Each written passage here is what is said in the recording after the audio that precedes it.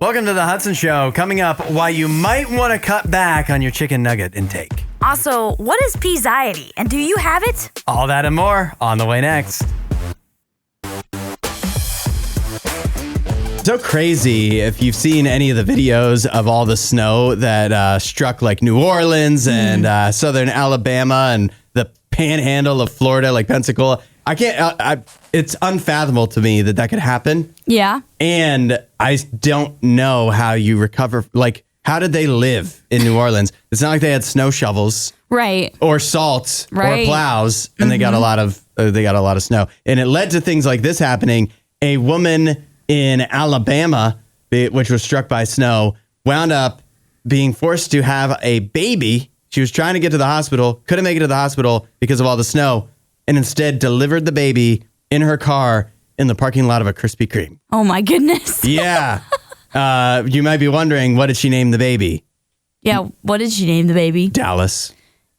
Okay. It would have been fun if it had a donut name, wouldn't it? I mean, it would have been fun if something played into that, I suppose. But also, I would not have done that if I was the person having the child. You wouldn't have changed your name just because if you pull over and have a baby at McDonald's, you wouldn't name it Ronald? No.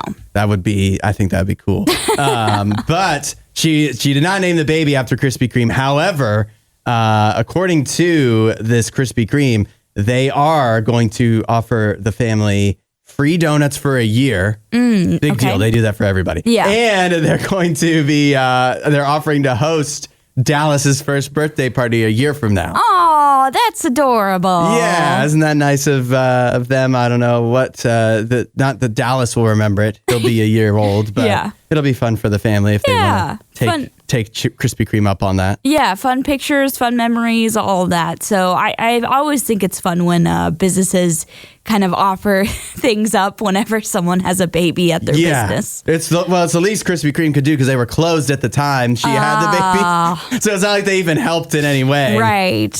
Maybe this is them trying to make up for it. Like, hey, sorry, we weren't around to give you either donuts or assistance. Yeah. And so instead, now they get free donuts for a year. But that's a fun story. Yes. It beats mine because I think I was just born in a hospital. I don't even know. You don't even know? I think if I was born in a Krispy Kreme parking lot, I would know. Mm-hmm. But I mean, I don't know if there's a story.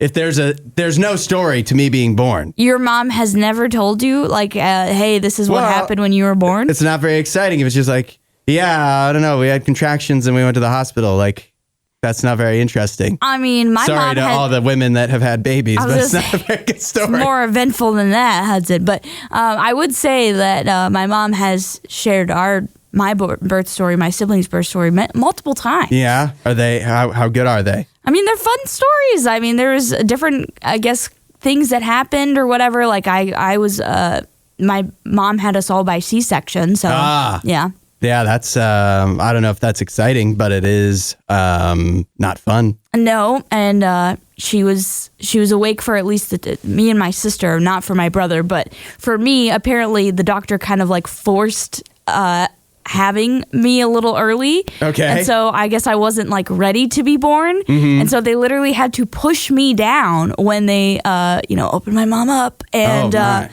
she felt like they were going to break her ribs. Oh, no. I don't know what's more horrifying to me. What? C-section or just the other way? The other way? I just don't know which one.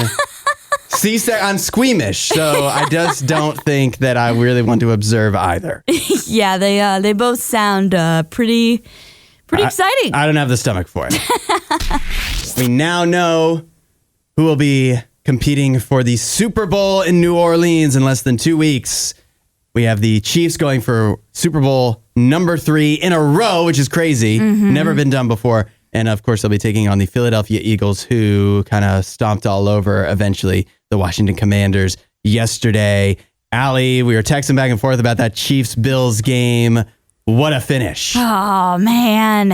Yeah, what a finish. And I have to say, my cousin Kathy, I was texting her as well. Mm-hmm. She summed it up really well when she sent me the throw-up emoji.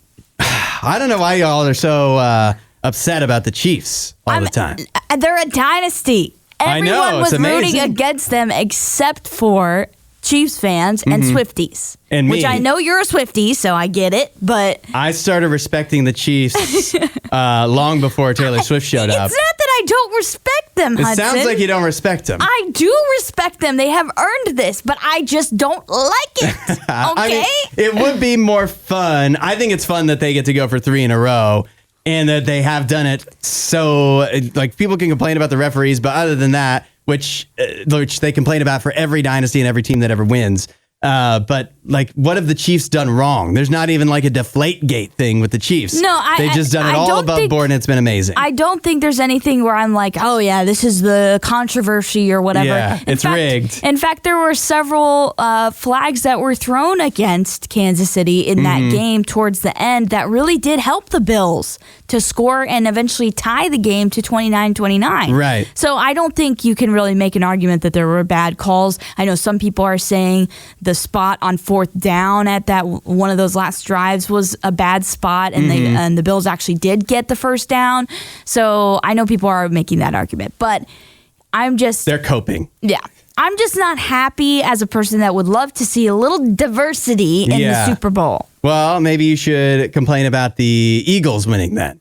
I am also mad about that. I want you to know I went 0 for 2 on my predictions. And they weren't really predictions. They were more hopeful, because the favorites did win. The Eagles were the favorites. The Kansas City Chiefs were the favorites. They were also the home teams. And so I was hopeful that the Commanders would stay hot like what they did against the Detroit Lions. But I think they just gave it their all against Detroit and just had nothing left for the Eagles. The Eagles were ready for them.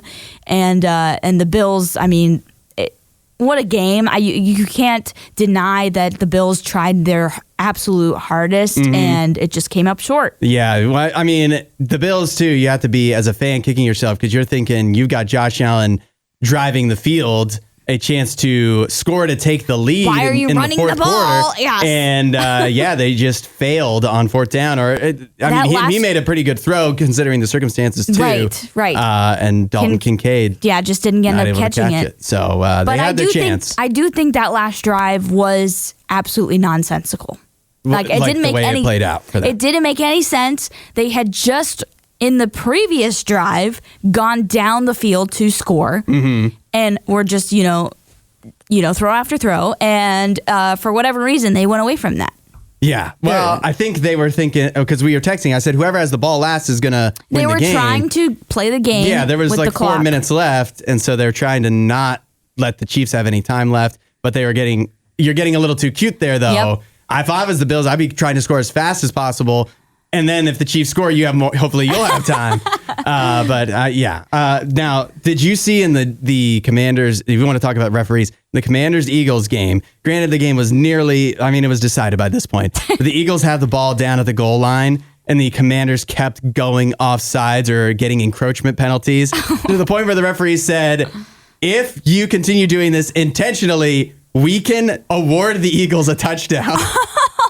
Which is a ridiculous rule. That is crazy. I did not see that because I was only watching the score because I was playing pickleball at that point. But that's insane. I did not know that happened. I saw people getting upset with the Commanders for going off sides. I was like, this is the play. This is the play because they're right at the goal line. They can't get any closer because they keep moving the ball half the distance to the goal line. Yeah. What's half the distance of 6 inches? Like if you're just so close, you might as well you could just fall over and get it in. But that sequence is why I feel like maybe the tush push does need to be altered. Like if I was getting a little mad at the Eagles, like you can't be mad because they're just doing what they need to win. But I'm mad that this is an NFL play. I'm not like losing sleep over it, but it's just like this doesn't seem like is how football should be played. Yeah. To me. Yeah. Where the officials just wind up because you just keep lining up like you're going to just fall in.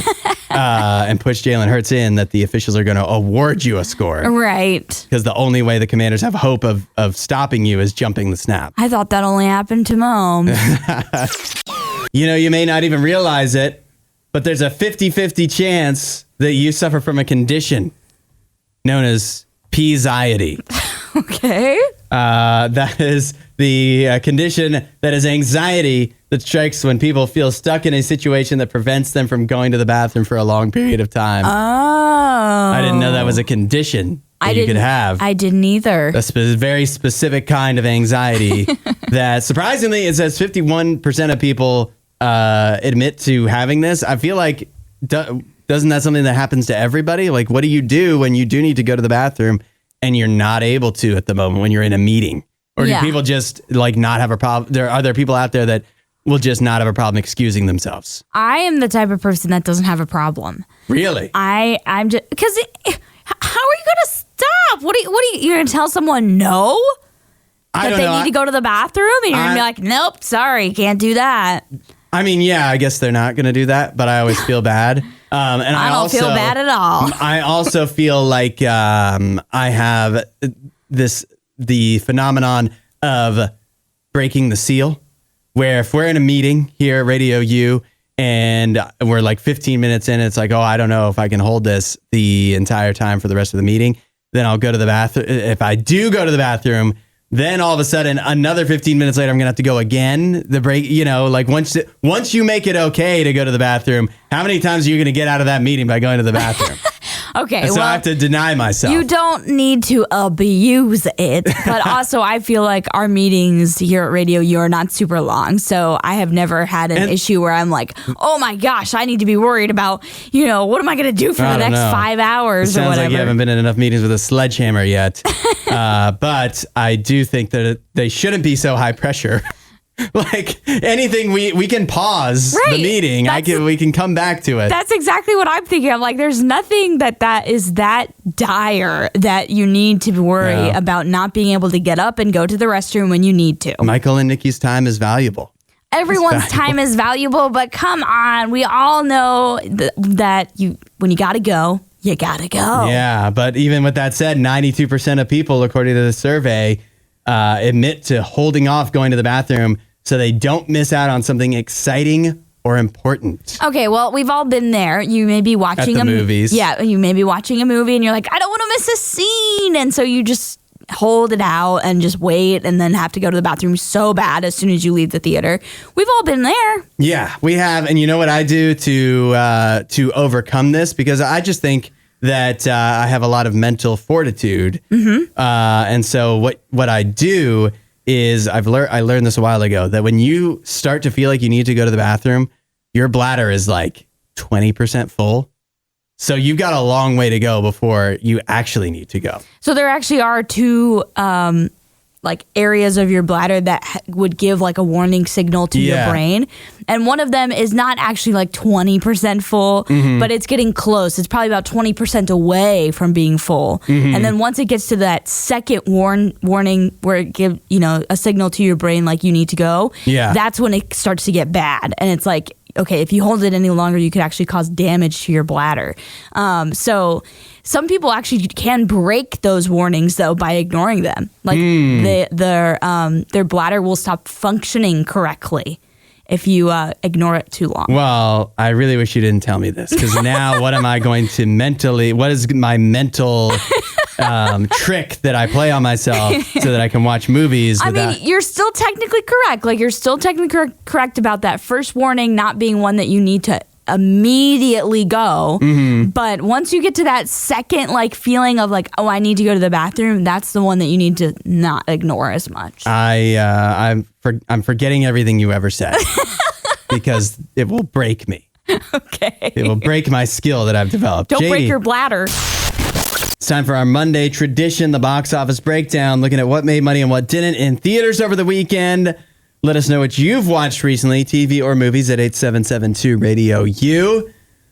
What people watched the most in theaters this weekend was a movie called Flight Risk, starring Mark Wahlberg. That did make it to number one, although it only made $12 million. Aye. Not really a great opening weekend, even for, I think, standards that are usually lowered a lot in January. I don't think that is that's not a really exciting opening weekend for them. No, anything, yeah, that's just a terrible number. I don't know what they were expecting or if there were better projections out there. But whenever you see that the number one grossing film of the weekend only made $12 million, it's like, all right, this was a pretty bad weekend. It was so people had other stuff to do. It wasn't go to the movies. That said, and the reviews for Flight Risk were not kind. Yeah. But if you went and saw it, let us know. Was it bad? Was it good? 8772 RadioU. Number 2, this shows how bad of a weekend. Another sign is that the number 2 movie in the theaters was released before Christmas. Mufasa, The Lion King. That made another $8 million, just barely edging out a movie that came out last weekend, which is number 3, One of Them Days, with Keke Palmer and SZA. Where was Wolfman at? Wolfman was down at number 7. Oh, wow. That made $3 million, and that's right, that's its second weekend too. Yeah. So it didn't have a great first weekend, but it had an even worse second weekend. So clearly the theater's not having a great time. Allie, what have you seen as of late? Honestly, I didn't watch a whole lot over the weekend other than football. I gotta be honest. But I actually did recently rewatch a documentary that is one of my favorites. And I texted you about it because I was like, or I may have told you in person, but that was the documentary that tells the story, which is honestly the miraculous story, if you ask me, of Voyager 1. Voyager 1 and 2, but, more on Voyager 1. Is that Star Trek or? No, that is our own space achievement. Okay. And that was when they, the planets aligned perfectly, where they could send out these, I guess, antennas, if you want to call them that. I don't even know what the right word to use for them. You watched a documentary, you don't know the right word?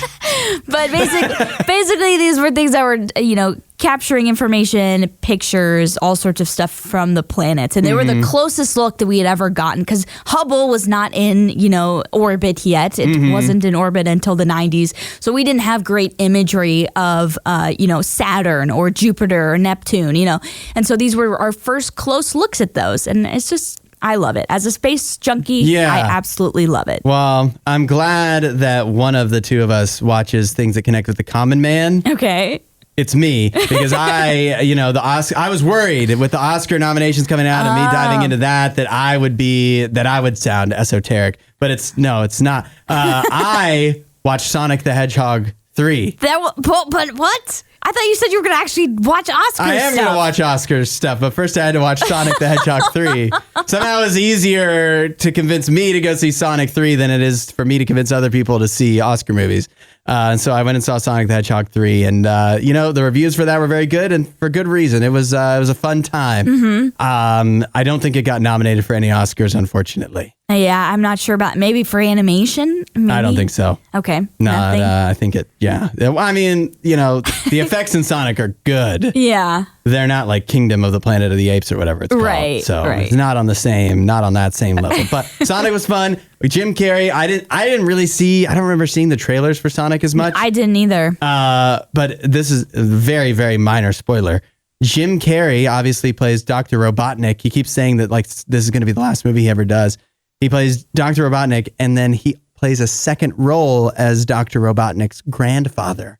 So what do people love about the Sonic movies is Jim Carrey, and you get even more of him in this one. I mean, so what's not to love? I heard that the reviews for this movie were quite good. So apparently I need to do some catching up, because I have not watched any of the Sonic films. Yeah, well, you get on that, and I'll get on the Oscar movies. Okay. I love chicken nuggets. It's true. I bet I love chicken nuggets more than you do, but I do not love chicken nuggets more than this kid in Malaysia that's 8 years old. He ate so many chicken nuggets, and this is actually sad, that they say that's why he went blind.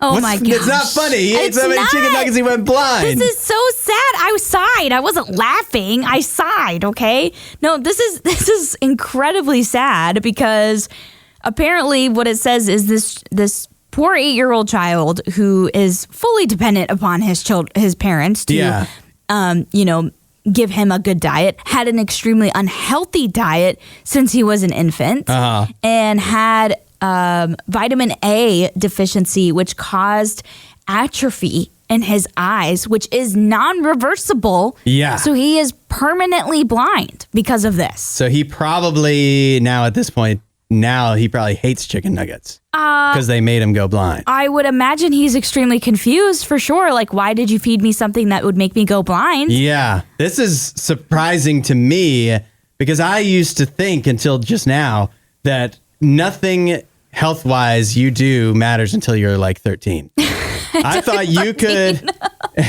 when you're a kid, you could literally eat cake and ice cream and never brush your teeth and sit around and play video games all day.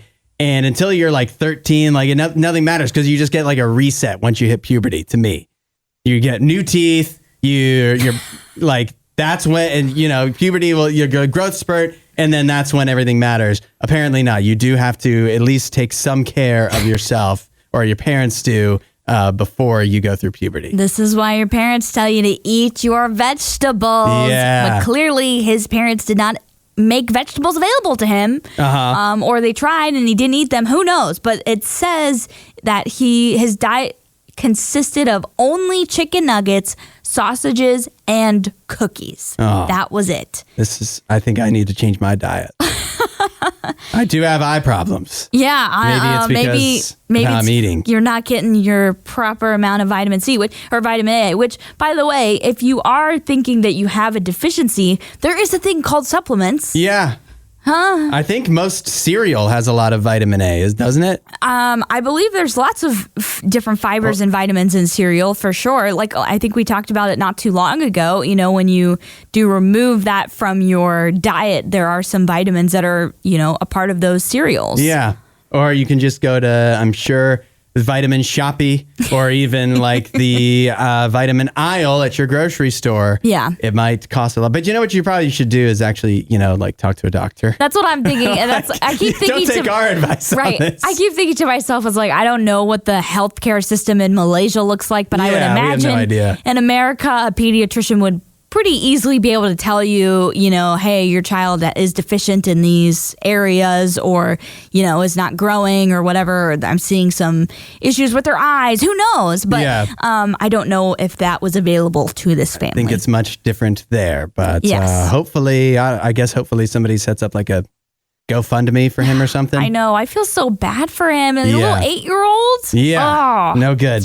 Just talking about a child in Malaysia, 8 years old. He's now permanently blind, and it's being blamed on his diet, which was entirely chicken nuggets, sausages, and cookies, according to this story here. And who would ever think? Who would think chicken nuggets such a good thing, right? Who doesn't like chicken nuggets?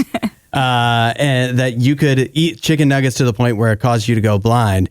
But if somebody, I get, you know, it doesn't matter what the good thing is. If somebody doesn't step in and tell you that you're like, you can't have your entire life or your entire diet in this case revolve around this one good thing, then it can be too much, and it can wind up getting out of control and causing real harm. Right. Yeah, it's so true, because like everything in moderation is something that we all need to live by, right? You know, because it's not that chicken nuggets in themselves is like bad or, you know, the worst thing ever. Sure, they're not great for your health, but if you're only eating that and not anything else, it's like, yeah, that's probably not what you should be doing. Yeah, exactly. And whether it's too much chicken nuggets, there's so many things in our lives that can wind up overtaking everything else that on their own.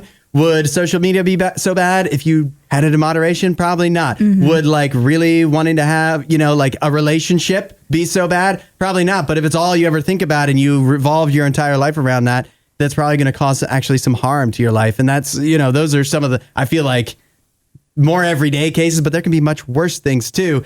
And what you need, like this child needed a doctor to step in. For many of it, like when it comes to our health, you go to the doctor, and the doctor will go, well, you can't eat this way because that's going to, you know, eventually lead to heart disease or cause you to go blind or whatever the thing is. You have to have some more variety, you have to control how much you do with this. For the rest of our lives, God is that doctor. God is the one that will say, hey, you're letting this thing get out of control in your life to where it's ruling over other things and it's going to cause problems for you. Yeah.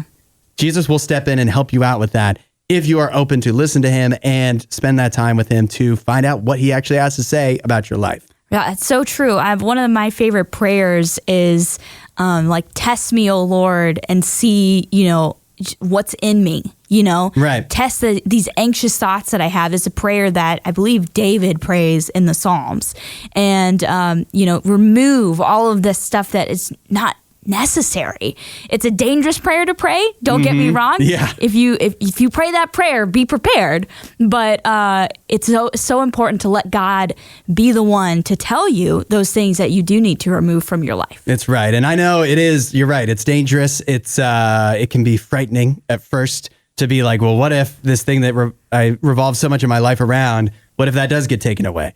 Well, maybe it doesn't have to be all at once necessarily. Sure. God will work with you on that, but it's better than having that thing take over your life and cause its own negative effects. Yeah. So be open to that. Start talking to God. You can do it anywhere and let him talk to you and show you where you might be letting things get out of control, and find out how a change can be made. If you want to know more, RadioU.com/free gift.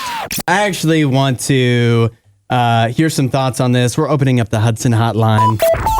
877-2-RADIO-U. How do we feel about court storming and rushing the field in college sports? Because it reared its head once again over the weekend. The Vanderbilt Commodores had a home win over top 10 ranked Kentucky. Obviously a big rival and one of the most historic programs in college basketball. And so Vanderbilt, their students, rushed the court. And that is in spite of pleas from their athletic director, Kansas Story Lee, saying, please do not rush the court. If we rush the court, we're going to have to pay a fine that, by the way, goes directly to Kentucky. And that fine will take money out of our NIL collective. That's where the money comes from. And so if you don't storm the court, we can have more money to put towards our team next year. Right. How do we feel about all of this? So this to me was so hilarious because it was a last minute plea once they realized that Vanderbilt might actually have a chance of winning this game. Yeah. And literally the athletic director, Candace Lee, is walking around, and there's pictures of online and video online from this, walking around the student section pleading with them. Yeah. I mean, pleading. Begging. Yeah. Begging them to not storm the court. Because basically, with the SEC, if you do this the first time, it's like $100,000. And then the second time, it's more. And then the third time, it's $500,000. And like you said, it all goes to the opposing school. Yeah. And so this money all goes to Kentucky. But as if they need more. Right. It's like that's only helping them out. So they may have lost to the Commodores, but yeah, they got their bag. But yeah, she's like pleading with them not to do this because she knew that if they did win, it would be their third offense because they already had this happen literally last week when they won against Tennessee in basketball, and then earlier in the year when they beat Alabama in football. Or was it? It was Alabama. Yeah, they beat Alabama. And so that's when they stormed the field, and so this would have been their third incident. Well, it didn't work. It didn't work. And there's funny videos, too, of the security trying and failing to stop the students. I feel so bad for those security guards. Yeah. They tried their best. Do you feel bad for the athletic director? I feel so bad for her because it's true. I mean, that money could have been used to help grow the program. Well, that's a horrible argument to use on students, though. But I will say that it was a last-minute effort, like we said, because she was doing it during the game, like the last, few minutes of the game when they realized Vanderbilt was going to win. And also, why would you ever think that trying to rationalize with college age that's right. individuals that are at a basketball game would work? They're thinking, I might not even be here next year. Even if I am, we're going to have $50,000, whatever, I don't know what the number is, to put in our NIL. That's great. But right now I have the chance to storm the court, which I might never, ever get again. I'm going to do that. This to me just shows how all of society is lemmings. We're just like, oh, one person's doing it, so I'm going to go do it too. Because I'm sure there were several people that actually did talk to Candace that were like, yep, we won't do it. We won't do it. And they ended up on that court. Yeah. Well, also, you get no points for that either. Like, what award do you get as a Vanderbilt student that didn't rush the court? She needed some leverage. Yeah. She needed to either incentivize or decentivize by maybe being like, if we will find you if you get on that court. I hate. Now, listen, they just stormed the court a week ago. So I think it's getting out of hand that it's getting a bit much. There needs to be a higher bar. You can't storm the court twice in a season. But I'm so pro storming the court that I hate that these rules are in effect. Yeah. Because they're students, they're having fun. Oh, somebody got injured one time, then punish the person who did that. Yeah. Not all of the students who are generally this is mostly harmless fun. Yeah. And man, I'm tired of these rules. And now Vanderbilt's basketball program is going to be punished next year because they have less NIL money. Because why? Because they had a good season. It just doesn't make sense. Yeah, it's tough. I don't know if any other conferences have this same rule as the SEC, but they need to rethink it. And stop trying to reason with SEC students. That is where you're always going to lose. Would you ever try camel's milk? Maybe. How do you feel about regular milk? Some people, as they grow up and they leave milk behind because they think it's nasty. I'm fine with regular milk. I don't drink just plain milk that often, but I still do drink chocolate milk quite a bit. Yeah, I never really have milk, but I mean, I don't have any fundamental problems with milk. Yeah, same. When you sit down and think about it, it's a little odd. Okay. That we drink milk from other creatures. Aren't we the only species that does that? Maybe. Probably. I'm not sure. There can't be many. There can't be many. But that said, I don't think it's weird. It's weird, but it doesn't stop me. If I was to drink, I would drink milk. Yeah. Which means I also have to be fundamentally open to drinking camel's milk, because what makes that any different than cow's milk? I'll tell you what makes it different. It's better. Oh. I don't know how it tastes, but apparently camel milk contains significantly more immune-supporting proteins than cow's milk. Okay. It also lacks the main protein that triggers dairy allergies in cow's milk. So if that's a problem for you, there may be hope on the horizon. You just need camel's milk.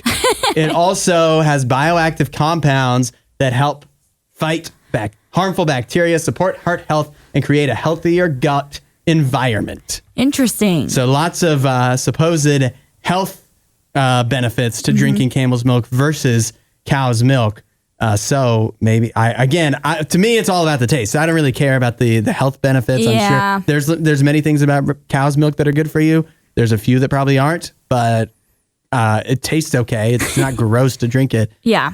I don't know about camel's milk. It could be nasty. It could be. I mean, maybe all of that stuff that the camel's milk has or is lacking from the, milk from a cow just makes it not as good. Yeah. Who knows? But I feel like every once in a while this pops up, where it'll be like the new big milk. Yeah. And it's like a few years ago it was oat milk. Everybody was drinking oat milk. Oh, the Super Bowl commercials. Remember that? Oh, yeah. Literally 2 years ago. Everything. There was that guy singing in the field with a keyboard for Oatly. I still remember that. I guess that was a good commercial. I guess so. But yeah, oat milk was the big thing. Before that, it was goat's milk. Everybody was talking about that. Then there was coconut milk. I mean, there has been everything under the sun with different types of milk. We did this a while ago. There was barley milk. Okay. Stop trying to make all these other milk. If that's your thing, I guess go for it. But maybe there's a reason that cow's milk has stood the test of time. Yeah, I mean, I know a lot of this has come about because of allergies, but also because people are, are like vegan or, have different dietary restrictions or whatever. So I understand why people are trying to make different types of milk or milk equivalents. But yeah, I'm over the fads. I'm keeping it to the cow. Thank you. I'd say I'm camel's milk curious. Okay. But I just because I don't know the application, because I don't just drink straight up milk. I also feel like camel's milk is probably going to be extremely expensive to get your hands on. That makes sense because camels make about 1/6 of the amount of milk in a day that a cow does. Yeah, so scarcity. That feels right because camels live in a desert and don't drink a lot of water. They've got to conserve that the hydration for themselves. Right. They can't give it away in their milk. Nope. So they would give it to their babies, but they can't give it to us. Right. So why are we taking it away from them? Yeah. How horrible. Terrible. Horrible what we're doing to these camels. I had a lot of people send this in. Ali, I don't know if you saw over the weekend the collaboration that was just announced on Friday between Grater's Ice Cream, who we recently had Grater's in the show right before Christmas. They came into the studio to share with us, and I hope they'll share this with us too.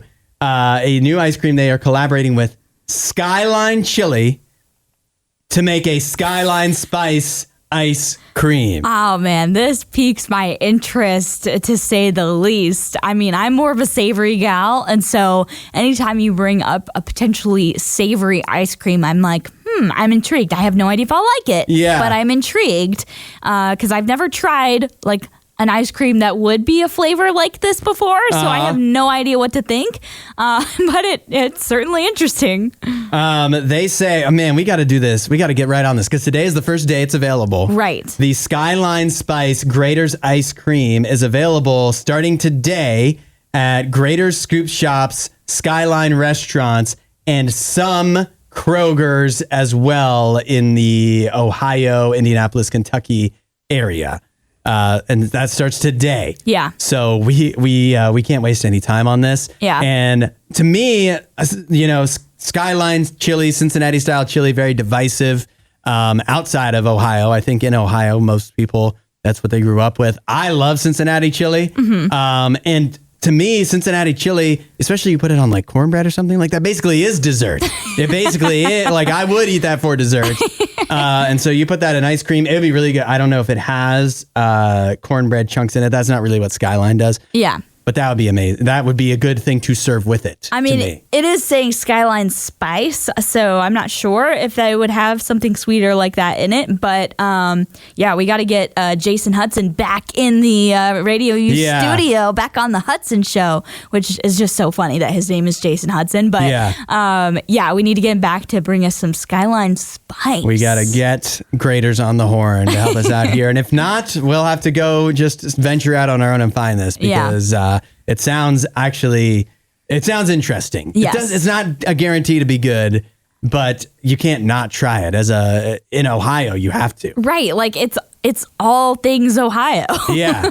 This is like if Bluebell came out with a Whataburger ice cream in Texas. Right. Like that's what we have here. This is the Ohio equivalent. Yes. And so I can't wait. I can't wait to try it. We'll have to work on that. Let us know if you would try the Skyline Spice Grater's Ice Cream at 8772 RadioU if you're brave enough.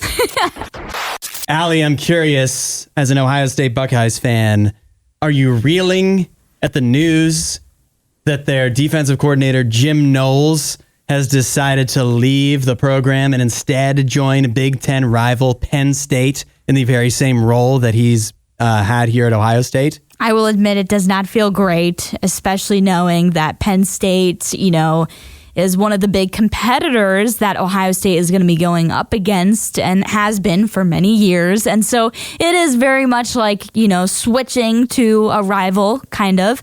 I've always believed that, if Michigan was Ohio State's biggest rivalry, Penn State was kind of a second rivalry. Yeah. Because that game also carried a lot of, gravitas to it. And for some time, Penn State was usually better than Michigan. Yeah, for a brief period. In the 2000s, that game was always, sometimes better than that, than the game. And so, I feel like that rivalry has really gotten more and more intense over the past few years. And I'd say a part of that was like, James Franklin coming in when Urban Meyer was there, and that's continued with Ryan Day.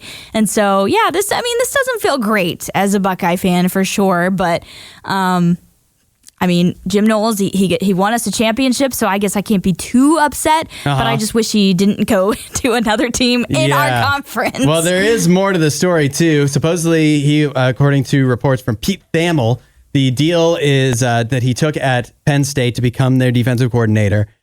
3-year deal, $3.1 million per season, which would make him the highest paid coordinator in college football history. Wow. Also, there was rumors that he was going to instead choose Oklahoma because they were also extending him an offer possibly and doing a little dance with him.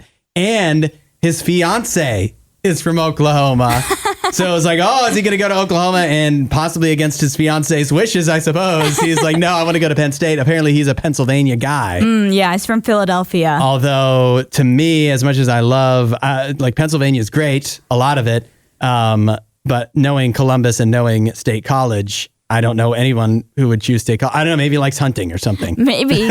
Also, maybe. Who knows? I mean, also, he might just like the quieter aspects of it. Who knows? Sure. Yeah, I guess there's different reasons. But I feel a little surprised that he decided to make this move, not only against Ohio State switches, which apparently they offered him nearly it's not known exactly, but it sounds like they offered him almost the exact same deal that Penn State did, and he still chose Penn State. So everything being equal, he's like, I want Penn State over Ohio State, and also, by the way, over Oklahoma, where I used to live and where my fiance is from. Oh, really? Yeah. So not my fiance, no, his fiance. Yes. I was like, wait, what? I'm not engaged. No, you are not. I thought you were meaning that Mrs. Hudson was from Oklahoma. No. So I was like, I didn't know that. But yeah, I mean, I feel like anytime a team wins a championship, you see some coordinators leave. Yeah. And so it's not surprising to see, one of the best defensive coordinators in the game get such a huge offer like this. But like I said, I just, as a Buckeye, I wish it wasn't to Penn State, but I'm not shocked that this move happened. It's not surprising, but it's surprising that he would spurn his fiance like that.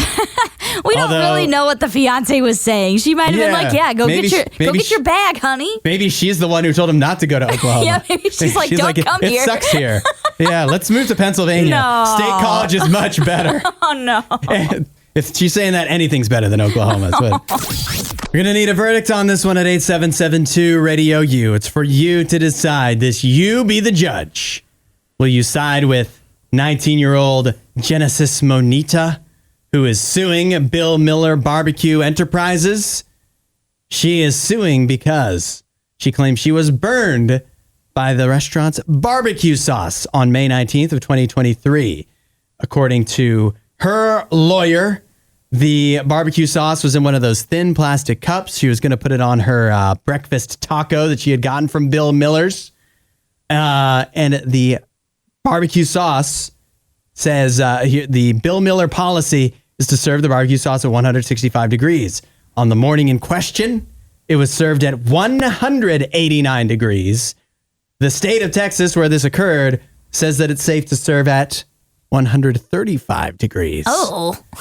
Barry McClanahan is the restaurant chain's attorney. He says their policy is not to serve their sauce at a minimum of 165 degrees as required by food and safety rules, and does not have a policy against heating the sauce hotter than 165 degrees. She claimed the woman in question, Genesis Monita, claims that not only did the hot sauce or the barbecue sauce cause second-degree burns, it also caused physical impairment, disfigurement, medical and psychological expense, of course, and physical and mental pain.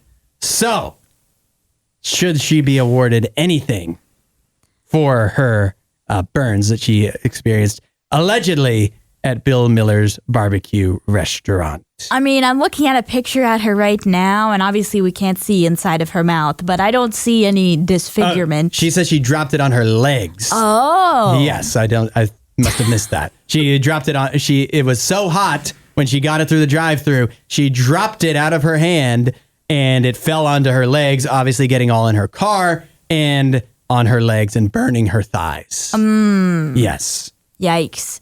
Well, I mean, it's not great, obviously, if that did happen, because I feel like that's definitely in the realm of like out of her control. If someone puts a hot potato in your hand, you're gonna drop it. Yeah, you're gonna throw it, and so it's a natural reflex to get it away from you, and then obviously it lands in her lap because she's at a drive-through. So all of those factors, I think, do kind of bode in her favor. But this also does feel like the whole like McDonald's thing with like the cup and the coffee. Yes, very similar. Very similar. So you need a verdict. Mm-hmm. Should she be awarded some money for all of this and possibly therefore cause all barbecue sauce going forward to be placed in cups that say caution may be hot? Or is it not really the restaurant's fault that she got burned? 8772 RadioU. Let us know your verdict.